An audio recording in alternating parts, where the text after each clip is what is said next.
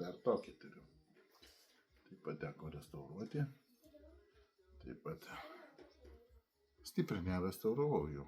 Labai ten trupučiuką tik tai. Ir nes jis kaip ir naujas peilis buvo. Vis dėlto Wellness High Carbon Stainless. Tai daug anglies turintis plienas vis dėlto yra japoniukas. Irgi parsiustas iš Japonijos.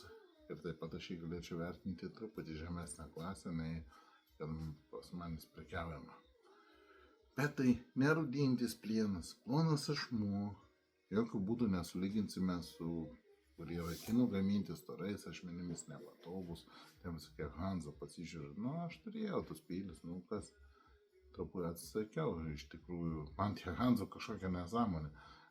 Ten aiškina, po tiek metų sugrįžo japoniški peiliai samurajų kartose, kokio velnio 40C plienas, kinietiškas.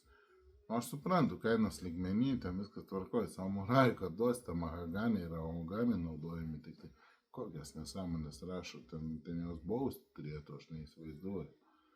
Tai žodžiu, tokį peiliuką, įvertintas pardavimu 55 euriukai, plus jis yra profesionaliai išgalastas, labai aštrus, tvarkingas, tai galite šiandien laimėti.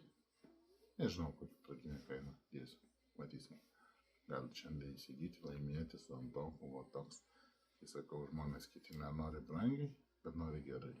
Tai va, vienas tokių peiliukų. Įsivaizduojat, nebrangiai, bet gerai. Iki.